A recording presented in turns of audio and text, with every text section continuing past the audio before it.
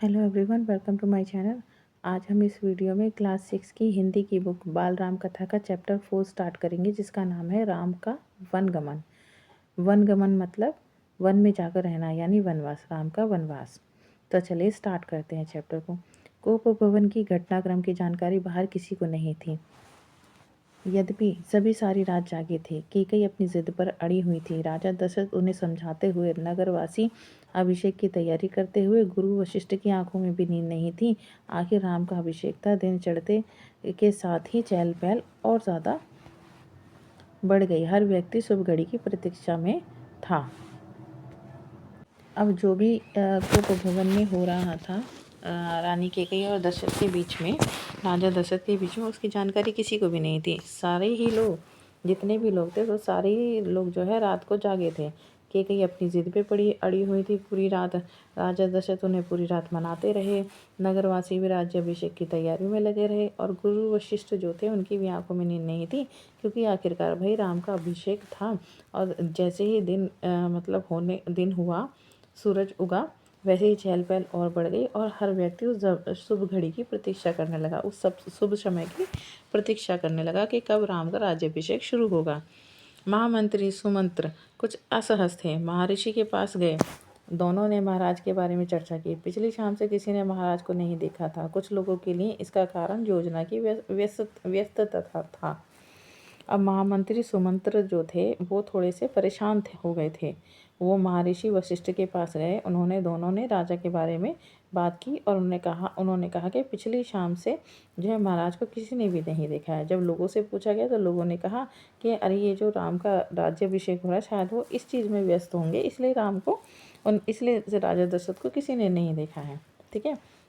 महर्षि ने सुमंत्र को राजभवन भेजा। समय तेजी से बीत रहा था। शुभ घड़ी निकट आ रही थी। सारी तैयारियां हो चुकी थी। केवल महाराज का आना शेष था। सुमंत्र तत्काल राजभवन पहुंचे। अब जो महर्षि वशिष्ठ थे, उन्होंने जो महामंत्री सुमंत्र थे, उन्हें राजभवन भेजा। और क्योंकि अब राम के राज्याभिषेक का समय बहुत जल्दी नज़दीक आ रहा था, सारी तैयारियां हो चुकी थी। केवल महाराज के आने का इंतजार सब लोग कर रहे थे। इसलिए सुमंत्र जो है महाराज को लेने के लिए राजभवन पहुंच गए। कैकेयी के महल की सीढ़ियां चढ़ते हुए सुमंत्र को एक अनजान डर ने घेर लिया। अंदर पहुंचे, देखा कि महाराज पलंग पर पड़े हैं, बीमार हैं, दीनहीन हैं। सुमंत्र का मन भापते हुए कैकेयी ने कहा, चिंता की कोई बात नहीं है मंत्रीवर। महाराज राज्याभिषेक के उत्सव में रात भर जागे हैं। वे बाहर निकलने से पूर्व राम से बात करना चाहते हैं। कैसी बात? सुमंत्र ने पूछा। मैं नहीं जानती। आपने मन की बात वे राम को ही बताएंगे। आप उन्हें बुला लाएं। ठीक है। तो जैसे जैसे जो मंत्री होते हैं सुमंत्र, वो जैसे जैसे रानी के महल की ओर बढ़ते हैं तो उन्हें एक डर सा सताने लगता है। ठीक है ना। और जैसे ही वो कैकेयी के जो कमरे में जो है राजा को पलंग पर लेटे हुए देखते हैं, तो जो रानी जो कैकेयी होती हैं, वो कहती हैं कि मतलब उन्हें ऐसा लगता है कि जैसे राजा बीमार हैं, बहुत ज़्यादा परेशान हैं। मगर रानी कैकेयी कहती हैं कि जो मंत्रीवर मतलब जो महामंत्री जी, चिंता की कोई बात नहीं है। महाराज जो है रात भर जो है राज्याभिषेक की तैयारियों में लगे हुए थे, इसलिए वो थक गए हैं। अब वो राजभवन से बाहर निकलने से पहले राम से बात करना चाहते हैं। लेकिन जो सुमंत्र होते हैं, जो महामंत्री होते हैं, वो कहते हैं, बात कैसी बात? अब जो कैकेयी होती है वो कहती हैं कि मैं नहीं जानती हूँ, ये अपनी बात जो है, अपने मन की बात जो है राम को ही बताएंगे, तो कृपया आप राम को बुला लाएं। ठीक है। दशरथ ने बड़े क्षीण स्वर में राम को बुलाने की आज्ञा दी। सुमंत्र के मन में कई तरह की आशंकाएं थीं, पर वे उन्हें टालते रहे। राम के निवास के बाहर भारी भीड़ थी। लक्ष्मण भी वहीं थे। भवन को सजाया गया था। उसकी चमक दमक देखने योग्य थी। सुमंत्र को देखकर कोलाहल बढ़ गया। लोगों के लिए यह एक संकेत था राज्याभिषेक के लिए राम को आमंत्रित करने का। सुमंत्र ने कहा, राजकुमार, महाराज ने आपको बुलाया है, आप मेरे साथ चलें। अब दशरथ ने बहुत ही क्षीण स्वर मतलब होता है बहुत धीरे आवाज़ पे राम को बुलाने की आज्ञा दी। जो उनके मंत्री थे उनको। सुमंत्र के मन में बहुत सारे मतलब सवाल चल रहे थे। वो डर भी रहे थे। लेकिन वो फिर भी मतलब उन सबको मतलब अपने डर को कह रहे थे नहीं सब कुछ ठीक है, ठीक है। और वो धीरे धीरे जो है जो सुमंत्र जो महामंत्री होते हैं वो राम के महल की ओर चलते हैं, जहाँ पर बहुत ज़्यादा भीड़ जमा थी और लक्ष्मण भी वहीं थे। भवन को ऐसे इतने अच्छे से सजाया धजाया गया था, इतने अच्छे से सजा रखा था कि वो भवन बहुत ज़्यादा चमक रहा था, ठीक है। सुमंत्र को देखकर कोलाहल मतलब बहुत ज़्यादा मतलब होते ही ना, उत्सुकता बढ़ने लगी थी लोगों में, हलचल होने लगी थी। लोगों को ऐसा लगने लगा था कि राम अब ये सुमंत्र जो आए हैं राम को राज्याभिषेक के लिए बुलाने के लिए आए हैं। तब सुमंत्र राम से कहते हैं कि आपको महाराज ने बुलाया है, आप मेरे साथ चलिए। कुछ ही पल में राम वहाँ पहुँच गए। लक्ष्मण साथ में थे। दोनों भाई विस्मित थे। वे राजसी वस्त्रों में थे, सजे धजे थे। लोग जय जयकार करने लगे, पुष्प वर्षा होने लगी। राजकुमार समझ नहीं पा रहे थे कि महाराज ने उन्हें अचानक क्यों बुलाया है। लोग समझ रहे थे कि राज्याभिषेक के लिए जा रहे हैं, ठीक है ना। अब कुछ ही पल में राम जो है दशरथ के पास पहुंच गए थे, और राम के साथ कौन थे, लक्ष्मण भी थे। वो बहुत ज़्यादा मतलब थोड़े से परेशान थे, और वो राज्याभिषेक के लिए पूरे तैयार थे राम और लक्ष्मण। उन्होंने बहुत अच्छे से सजे धजे वस्त्र पहने हुए थे, बहुत अच्छे से वो तैयार हो रखे थे। लोग उनके पीछे पीछे चल रहे थे जय जयकार करते हुए, उनके ऊपर फूलों की वर्षा करते हुए चल रहे थे, फूल बरसा रहे थे। लेकिन राजकुमार समझ नहीं पा रहे थे महाराज ने उन्हें अचानक से क्यों बुलाया है, ठीक है। लोग समझ रहे थे कि जो राम और लक्ष्मण है वो राज्याभिषेक के लिए चल जा रहे हैं, लेकिन वो तो कैकई के महल की ओर जा रहे थे। महल में पहुंचकर राम ने पिता को प्रणाम किया, फिर माता कैकई को। राम को देखते ही राजा दशरथ बेसुध हो गए। उनके मुंह से एक ही हल्की सी आवाज़ निकली, राम। उन्हें होश आया, तब भी वह कुछ बोल नहीं सके, ठीक है। जैसे ही राम और लक्ष्मण राजमहल पहुंचते हैं, वो दशरथ को प्रणाम करते हैं और फिर माता कैकई को प्रणाम करते हैं। राजा दशरथ जो है राम को देखते ही फिर से बेहोश हो जाते हैं, ठीक है। और उनके मुंह से एक हल्की सी आवाज़ निकलती है, राम। उन्हें जब होश आता है तब भी वह कुछ नहीं बोल पाते हैं। थोड़ी देर तक चुप्पी रही, असहज सन्नाटा। कोई कुछ नहीं बोल रहा था। तब राम ने पिता से पूछा, क्या मुझसे कोई अपराध हुआ है? कोई कुछ बोलता क्यों नहीं है? आप ही बताएं माते। तब तो बहुत देर तक तो मतलब थोड़ी देर तक तो पूरे जो कमरा था कैकई का, जो राजभवन था, उसमें सन्नाटा था, कोई कुछ नहीं बोल रहा था। तो थोड़ी देर बाद राम जो है, थोड़ी देर के बाद में राम अपने पिता से पूछते हैं कि मुझसे कोई अपराध हुआ है, मुझसे कोई गलती हुई है? फिर कोई भी कुछ नहीं बोलता है। तो राम कहते हैं, माँ कैकई से कहते हैं कि आप ही बताएं माते कि क्या बात है, ठीक है। महाराज दशरथ ने मुझे एक बार 2 वरदान दिए थे।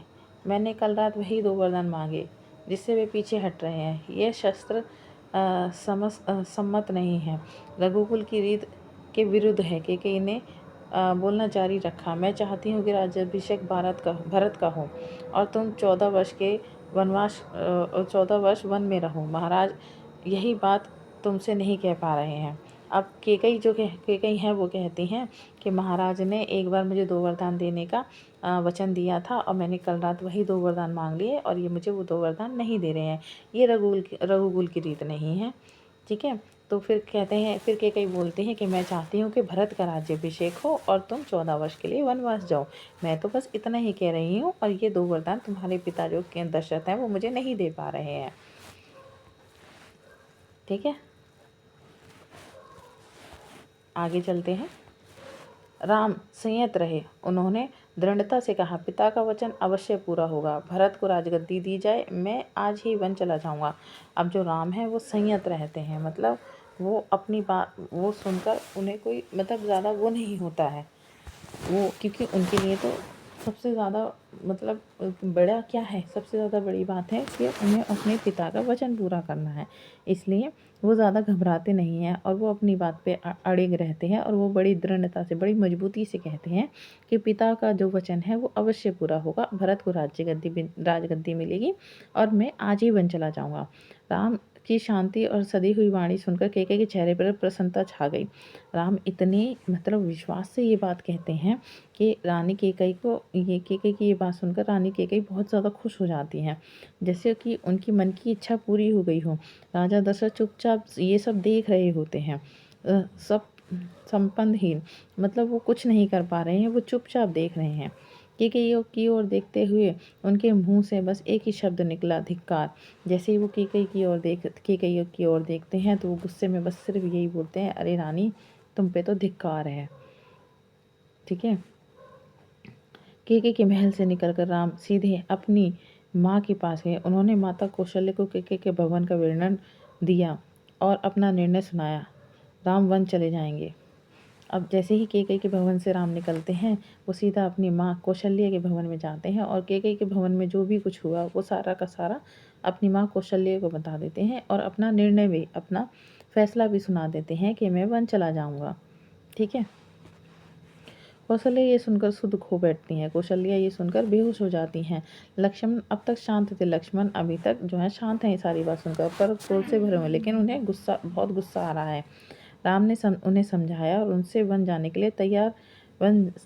लिए तैयारी करने के लिए कहा। राम ने उन्हें, लक्ष्मण को समझाया कि भाई क्रोध नहीं करते हैं, गुस्सा नहीं करते हैं, और चलो अब वन जाने की तैयारी करते हैं। कौशल्य का मन था कि राम को रोक ले, वन न जाने दे, राजगद्दी छोड़ दे, पर वह अयोध्या में रहे। उन्होंने कहा, पुत्र, यह राजाज्ञा अनुचित है, उसे मानने की आवश्यकता नहीं। राम ने उन्हें नम्रता से उत्तर दिया, यह राजाज्ञा नहीं, पिता की आज्ञा है। उनकी आज्ञा का उल्लंघन मेरी शक्ति से परे है। आप मुझे आशीर्वाद दें। अब कौशल्या के मन में था कि वो राम को जाने न दें, वो राम को वन न जाने दें, वो रोक लें। वो कहती हैं कि तुम राजगद्दी पर मत बैठो, मगर तुम अयोध्या छोड़कर कहीं मत जाओ, तुम अयोध्या में ही रहो, क्योंकि ये जो राजा की जो आज्ञा है ना, ये अनुचित है, मतलब ये गलत है। तुम्हें उसे मानने की कोई आवश्यकता नहीं है। लेकिन राम जो है बड़े प्यार से कहते हैं कि माँ, ये राजा की आज्ञा नहीं, ये मेरे पिता की आज्ञा है और मैं अपनी पिता की आज्ञा का उल्लंघन नहीं कर सकता। ये मुझ में इतनी शक्ति नहीं है कि मैं अपने जो पिता की जो बात है वो ना मान पाऊँ, इसलिए मुझे आशीर्वाद दें।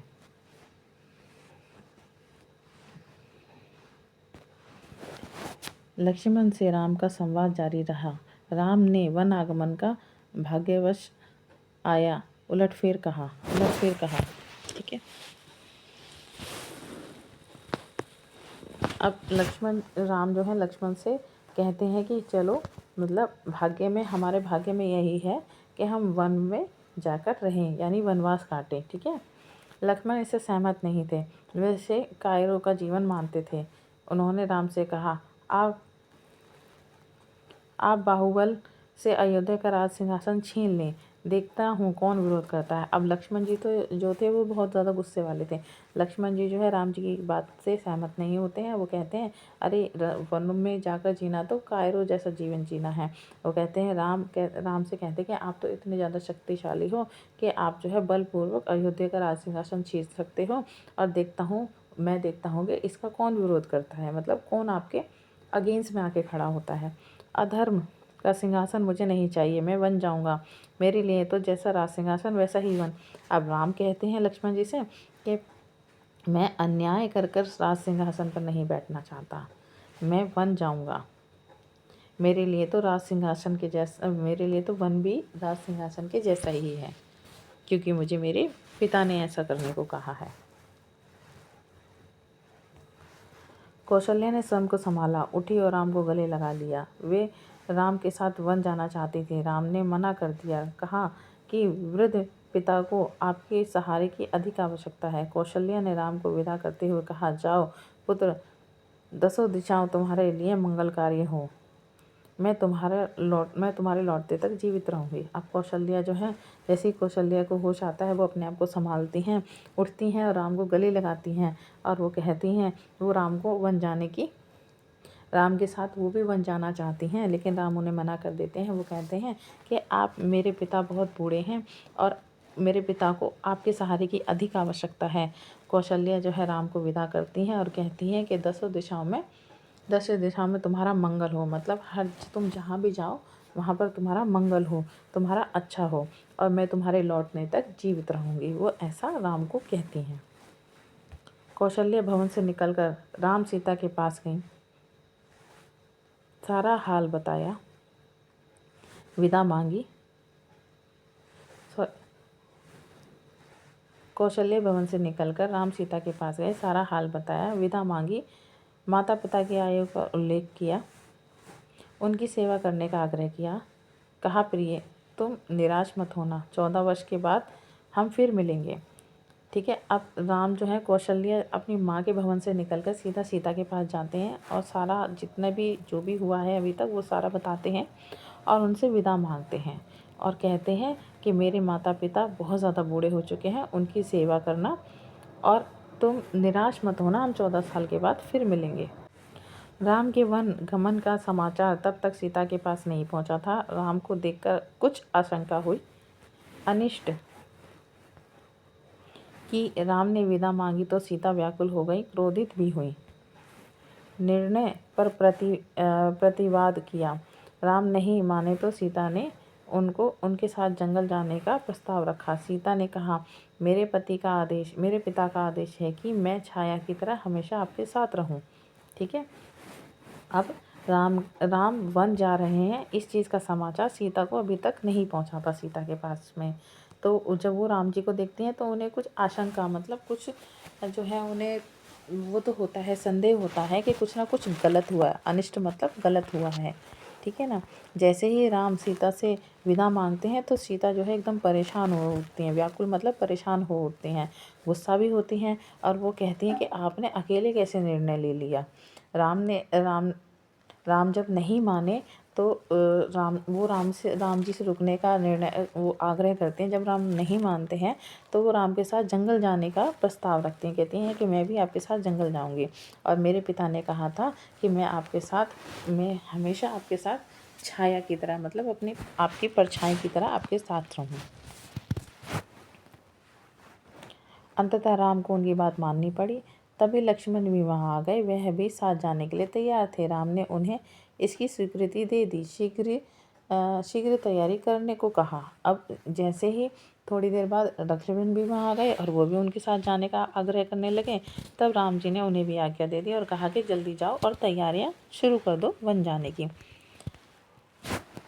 राम चाहते थे कि सीता वन ना जाए, अयोध्या में रहे। वह इसकी अनुमति दे चुके थे, फिर भी उन्होंने एक और प्रयास किया। सीते, वन का जीवन बहुत कठिन है, न रहने का ठीक स्थान, न भोजन का ठिकाना, कठिनाइयाँ कदम कदम पर हैं। तुम महलों में पली हो, ऐसा जीवन कैसे जी सकोगी। सीता ने उत्तर नहीं दिया, मुस्कुरा दी। उन्हें पता था कि राम अपने दिए वचन से पलट नहीं सकते। अब जो है राम जी जो है नहीं चाहते थे कि सीता जी भी वन में जाएं, वो अयोध्या में ही रहें। लेकिन वो उन्हें अनुमति, मतलब आज्ञा दे चुके थे अपने साथ वन में जाने के लिए, लेकिन फिर भी वो एक बार और प्रयास करते हैं और वे सीता को समझाते हैं कि वन का जीवन बहुत कठिन होता है, ना तो ठीक से कहीं रहने की जगह होती है, ना ही खाने के लिए कुछ ठीक से मिलता है, कदम कदम पर कठिनाइयाँ होती हैं और तुम महलों में पली बली हो, तुम कैसे वन का जीवन जियोगी। तो सीता जी कोई उत्तर नहीं देती हैं, बस उन्हें मुस्कुरा देती हैं, क्योंकि उन्हें पता है कि राम जी अब आज्ञा दे चुके हैं तो वो अपनी बात से फिरेंगे नहीं। ठीक है। राम वन जा रहे थे, यह समाचार पूरे नगर में फैल चुका था। नगरवासी दशरथ और कैकेयी को धिक्कार रहे थे। कुछ देर पहले तक जहाँ उत्सव की तैयारी थी वहाँ अब उदासी ने घर कर लिया था। सड़कें गीली थीं लोगों के आंसुओं से। सबकी इच्छा थी कि राम सीता वन न जाएं। वे उन्हें रोकना चाहते थे पर वे बेबस थे। ठीक है। जैसे ही सारे नगर में, अयोध्या में सारी बात फैली कि राम और सीता जो है वनवास जा रहे हैं, तो वो मतलब नगरवासी गुस्से में भी थे और बहुत उदास थे और वो रो रहे थे, इतना रो रहे थे कि नगर की सड़कें जो हैं उससे भीग गई थी। ठीक है। और वो कैकेयी और दशरथ दोनों को धिक्कार रहे थे, दोनों को कोस रहे थे। ठीक है। और वो चाहते थे कि राम और सीता वन ना जाए और वो उन्हें रोकना चाहते थे, लेकिन वो क्या करें, वो बेबस थे। राम, सीता और लक्ष्मण जंगल जाने से पहले पिता का आशीर्वाद लेने गए। महाराज दशरथ दर से करा रहे थे। तीनों रानियां वहीं थी, मंत्री आसपास थे। मंत्रीगण रानी कैकेयी को अब भी समझा रहे थे। शुभ थे पर तर्क का साथ नहीं छोड़ना चाहते थे। ज्ञान, दर्शन, नीति, रीति, परंपरा सबका हवाला दिया, मगर कैकेयी अड़ी रही। अब राम और सीता और लक्ष्मण जो है जंगल जाने से पहले पिता का आशीर्वाद लेने जाते हैं। महाराज दशरथ जो है दर्द से बहुत ज़्यादा करा रहे हैं, बहुत ज़्यादा दुखी हैं। तीनों रानियाँ भी वहीं हैं, मंत्री भी आसपास हैं और सारे मंत्री मिलकर कैकेयी को समझा रहे हैं। शुभ थे, मतलब दास हैं वो उनके, लेकिन फिर भी वो जो है तर्क का मतलब सही बात का साथ नहीं छोड़ना चाहते हैं। और वो जो सारे मंत्री हैं वो ज्ञान से, दर्शन से, नीति रीति परंपरा सबका हवाला देते हुए केकई को समझाते हैं, लेकिन केकई अपनी बात पर अड़ी रहती हैं। राम ने कक्ष में प्रवेश किया तो दशरथ में जीवन का संचार हुआ। वे उठकर बैठ गए। उन्होंने कहा, पुत्र, मेरी मेरी मेरी मति मारी गई। मैं वचनबद्ध हूँ। ऐसा निर्णय करने के लिए मैं विवश हूँ, पर तुम्हारे ऊपर कोई बंधन नहीं है। मुझे बंदी बना लो और राज संभालो। यह राज सिंहासन तुम्हारा है, केवल तुम्हारा। अब जैसे ही राम जो है उसमें भवन में प्रवेश करते हैं दशरथ के आशीर्वाद के लिए, इतने में ही जो है दशरथ जी है राम को देखकर एकदम से खुश हो जाते हैं, जैसे कि उनमें नई सांसें आ गई हैं। और वे उठकर बैठ जाते हैं और वो कहते हैं, पुत्र, मेरी तो बुद्धि फिर गई थी, मेरे में तो अकल की कमी थी कि जो मैंने इसे ये 2 वचन दिए और मैं अब वचन में बंध गया हूँ। लेकिन तुम कोई वचन में नहीं बंधे हुए हो। तुम ऐसा करो, तुम मुझे जो है बंदी बना लो और मुझे जेल में डाल दो और राज सिंहासन संभालो। ये राज तुम्हारा है और सिर्फ तुम्हारा है। पिता के वचन ने राम को झंझोर दिया। वे दुखी हो गए, पर उन्होंने नीति का साथ नहीं छोड़ा। अब पिता की ये सारी बातें सुनकर, पिता का दुख देखकर वो राम जो है बहुत ज़्यादा दुखी हो गए, लेकिन फिर भी उन्होंने नीति का साथ, सही बात का साथ नहीं छोड़ा राम ने। आंतरिक पीड़ा आपको ऐसा करने पर विवश कर रही है। मुझे राज्य का लोभ नहीं है, मैं ऐसा नहीं कर सकता। आप मुझे आशीर्वाद देकर विदा करें। विदाई का दुख सहन करना कठिन है, इसे और ना बढ़ाएं। ठीक है।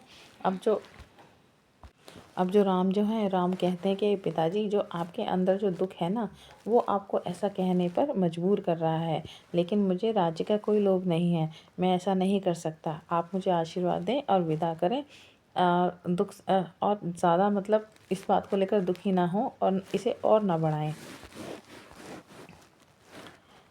इसी बीच रानी केकई ने राम, लक्ष्मण और सीता को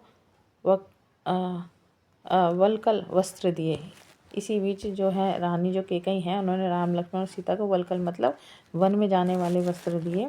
ठीक है। राम ने राशि वस्त्र उतार दिए, तपस्वियों के वस्त्र पहने। सीता को तपस्विनी के वेश में देखकर सबसे अधिक दुखदाई थे। महर्षि वशिष्ठ अब तक शांत थे, पर क्रोध आ गया। उन्होंने कहा, सीता बन जाएगी तो अब अयोध्यावासी उनके साथ जाएंगे। भरत सोनी अयोध्या पर राज करेगा, यहाँ कोई नहीं होगा, पशु पक्षी भी नहीं होंगे। ठीक है ना। अब जो है जैसे ही केकई जो है उन्हें जो है वन में जाने वाले वस्त्र देती हैं, तो राम जी भी वन में जाने वाले वस्त्र पहन लेते हैं, तपस्वी का वेश धारण कर लेते हैं। उसी तरह जैसे ही सीता जी तपस्विनी का वेश धारण करती हैं, अपनी रानियों वाले वस्त्र उतारती हैं, तपस्विनी के वस्त्र पहन लेती हैं, तो सब ये देखकर बहुत दुखी हो जाते हैं। महर्षि वशिष्ठ जो है अभी तक बहुत ज़्यादा शांत बैठे थे, लेकिन अब उन्हें भी गुस्सा आ जाता है और वो कहते हैं कि अगर सीता वन जाएगी ना, तो अब मतलब अयोध्या का एक एक व्यक्ति उनके साथ वन जाएगा और भरत अब पूरी सूनी अयोध्या पे राज करेंगे। ऐसी अयोध्या पे जहाँ पर कोई भी नहीं होगा, कोई पशु पक्षी भी नहीं होगा। एक बार फिर राम ने सबसे अनुमति मांगी। आगे आगे राम, उनके पीछे सीता और उनके पीछे लक्ष्मण। महल से ठीक बाहर मंत्री सुमुद्र रथ लेकर खड़े थे। ठीक है। अब फिर दोबारा जो राम जो हैं वो अनुमति मांगते हैं, आज्ञा मांगते हैं। अब राम आगे आगे चलते हैं, उनके पीछे सीता चलती हैं और उनके पीछे लक्ष्मण चलते हैं। और महल के ठीक बाहर जो मंत्री होते हैं ना, महामंत्री सुमंत्र, वो रथ लेकर खड़े होते हैं। रथ पर चढ़कर राम ने कहा, महामंत्री, रथ तेज चलाएं। नगरवासी रथ के पीछे दौड़े। राजा दशरथ और माता कौशल्या भी पीछे पीछे गए। सब रो रहे थे, सबकी आंखों में आंसू थे। पुरुष, महिला, बूढ़े, जवान, बच्चे मीलों तक नंगे पांव दौड़ रहे थे। ठीक है। अब जैसे ही राम रथ पर चढ़ जाते हैं, तो वो कहते हैं, महामंत्री जी, रथ को बहुत तेज़ी से भगाए। ठीक है, तेज़ी से चलाएं। नगरवासी जो थे रथ के पीछे पीछे दौड़ रहे थे। राजा दशरथ, माता कौशल्या भी पीछे पीछे भाग रही थी। सब रो रहे थे। जितने भी जो भी प्रजा थी सारी अयोध्या की, बच्चे बूढ़े सब रो रहे थे। मीलों तक सब रथ के पीछे नंगे पैर भागे। यह दृश्य देखकर विचलित हो गए, भावुक भी। उनसे यह दुख नहीं देखा जा रहा था। उन्होंने सुमंत्र से रथ को और गति से हाँकने को कहा, ताकि लोग हार जाएं, थक थक कर पीछे छूट जाएं, घर लौट जाएं। अब राम जी जो है ये सब देखकर बहुत ज़्यादा दुखी हो रहे थे और उन्होंने सुमंत्र से कहा कि और तेज़ी से रथ को भगाइए, ताकि लोग जो है इसके पीछे भागते भागते थक जाएं और पीछे छूट जाएं और अपने घर चले जाएं। राजा दशरथ लगातार रथ की दिशा में नजरें गाड़े रहे थे, खड़े रहे अब तक, जब तक रथ आंखों से ओझल नहीं हो गया। रथ दिखना बंद हुआ तो वे धरती पर गिर पड़े। रथ दिन भर दौड़ता रहा। वन अभी दूर था। तमसा नदी के तट पर पहुंचते पहुंचते शाम हो गई। वनवासियों ने रात वहीं बिताई। अगली सुबह वे दक्षिण दिशा की ओर चले। हरे भरे खेतों के बीच से गोमती नदी पार करके राम, सीता और लक्ष्मण साई नदी के तट पर पहुंचे। ठीक है, तो जो राजा दशरथ थे जब तक पीछे पीछे रथ के दौड़े, जब तक वो आंखों से ओझल नहीं हो गया, जब तक दिखना बंद नहीं हो गया। ठीक है ना। अब जैसे ही राजा दशरथ को रथ दिखना बंद हो गया तो वो धरती पर जो है बेहोश होकर गिर पड़े। फिर रथ जो है दिन भर दौड़ता रहा, मतलब रथ पर दिन भर वो राम, सीता, लक्ष्मण जो है चलते रहे। वन बहुत दूर था। तमसा नदी के तट पर फिर वो धीरे धीरे जो है रथ चलते चलते तमसा नदी के तट पर पहुंचा, जहाँ पर सभी ने शाम को रात बिताई। अगली सुबह वो दक्षिण दिशा की ओर चले, जहाँ हरे भरे खेतों के बीच से गोमती नदी पार कर राम, सीता और लक्ष्मण जो है सई नदी के तट पर पहुँचे। महाराज दशरथ के राज्य की सीमा वहीं समाप्त होती थी। अब जो अयोध्या की जो सीमा थी ना, वो यहीं पर समाप्त हो जाती थी। यहाँ राम ने मुड़कर अपनी जन्मभूमि को देखा, उन्हें प्रणाम किया, कहा, हे जननी, अब 14 वर्ष बाद ही तुम्हारे दर्शन कर सकूँगा। राम जी ने जो है अपनी जन्मभूमि को जो है प्रणाम किया और कहा कि अब मैं 14 वर्ष के बाद ही लौटूंगा। शाम होते होते वह गंगा के किनारे पहुंच गए। ठीक है। श्रृंगवेरपुर गांव में निषाद राज घूँ ने उनका स्वागत किया। राम ने रात को विश्राम वहीं किया। घूँ राज के अतिथि के रूप में वन क्षेत्र आ गया था। नदी के उस पार अगली सुबह राम ने महामंत्री को समझा बुझाकर वापस भेज दिया। दोनों राजकुमारों और सीताओं ने नाव से नदी पार की। सुमंत्र तट पर खड़े रहे। वनवासियों के उस पार उतरने तक, उनके बाद वे अयोध्या लौट गए। अब शाम होते होते जो है वो गंगा के किनारे पहुंच गए, श्रृंगवेर गांव में। ठीक है। निषाद राज घू ने उनका स्वागत किया। निषाद राज घू मतलब जो नावक होते हैं ना, उनका राजा। ठीक है ना। राम ने रात को वहीं विश्राम किया, घूराज के अतिथि के रूप में, मतलब घूराज के वहाँ मेहमान की तरह वो राम जी रुके और वहीं पर उन्होंने राम को रात को विश्राम किया। अब जो है वन क्षेत्र, मतलब अब जो है जंगल आ चुका था, नदी के उस पार था। ठीक है, जंगल। अगली सुबह राम ने महामंत्री को समझा बुझाकर वापस भेज दिया और दोनों राजकुमार और सीता ने नाव से नदी को पार किया। समुद्र जो थे महामंत्री तट पर ही खड़े रहे जब तक कि वनवासी जो है उस पार तक ना पहुंच गए और उसके बाद वो अयोध्या लौट गए। सुमंत्र का खाली रथ अयोध्या पहुंचा तो उन लोगों ने उन्हें घेर लिया। वे राम के बारे में जानना चाहते थे। सुमंत्र बिना कुछ बोले सीधे राजभवन गए। राजा दशरथ कौशल्य भवन में थे। ठीक है। अब जैसे ही सुमंत्र खाली रथ को लेकर पहुंचे, लोगों ने उन्हें घेर लिया और वो जो है सुमंत्र से राम के बारे में पूछना चाहते थे, मगर जो सुमंत्र थे वो सीधा राजा दशरथ के पास जो कौशल्य भवन में लेटे हुए थे वहाँ पर गए और वो बहुत बेचैन थे, राम की प्रतीक्षा कर रहे थे। उन्होंने कहा, महामंत्री, राम कहाँ है? सीता कैसी है? लक्ष्मण क्या समाचार है? वे कहाँ रहते हैं? क्या खाते हैं? जैसे ही जो है महामंत्री सुमंत्र जो थे वो राजा दशरथ के पास पहुँचे, उन्होंने तुरंत कई सवाल किए। उन्होंने पूछा कि महामंत्री, राम कहाँ है? सीता कैसी है? लक्ष्मण कहाँ है? ये लोग कहाँ रह रहे हैं? क्या खा रहे हैं? ये सब इस तरह के सवाल जो है राजा दशरथ महामंत्री सुमंत्र से पूछने लगे। सुमंत्र की आंखों में आंसू थे। उन्होंने एक एक कर महाराज को सभी प्रश्नों के उत्तर दिए। सुमंत्र को पता था कि दशरथ को इस उत्तरों से संतोष नहीं होगा। महाराज की बेचैनी बनी रही, बढ़ती गई। वन गमन के 6ठे दिन दशरथ ने प्राण त्याग दिए। राम का वियोग उनसे सहा नहीं गया। ठीक है। अब सुमंत्र जो है वो रो रहे थे। उन्हें पता था कि उन्होंने दशरथ के एक एक सभी प्रश्नों का एक एक करके उत्तर दिया। सुमंत्र को पता था कि दशरथ जी को इनसे भी संतोष नहीं मिलेगा, इनसे भी इन सारी बातों से भी सब्र नहीं होगा और उनकी बेचैनी बनी रही। और जैसे ही राम जब जो है वनवास के लिए गए थे, उसके 6ठे दिन के बाद दशरथ जी ने राम के वियोग में जो है अपने प्राण त्याग दिए, क्योंकि उनसे राम से उनको बिछड़ना जो है उनको बर्दाश्त नहीं हुआ और उन्होंने राम के बिछड़ने के दुख में अपने प्राण त्याग दिए।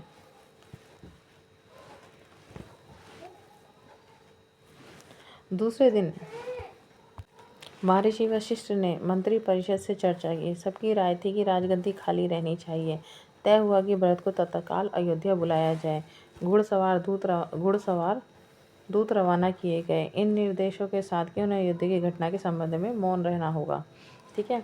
अब दूसरे दिन जो है महर्षि वशिष्ठ जो थे कि उन्होंने क्या करा, उन्होंने जो सारे मंत्रियों की जो है मीटिंग बुलाई और सबकी राय ये थी कि राजगद्दी खाली रहनी चाहिए। उन्होंने कहा कि भरत को तुरंत अयोध्या बुला लेना चाहिए। घुड़सवार को भेजा गया कि भरत को तुरंत अयोध्या लेकर आएँ।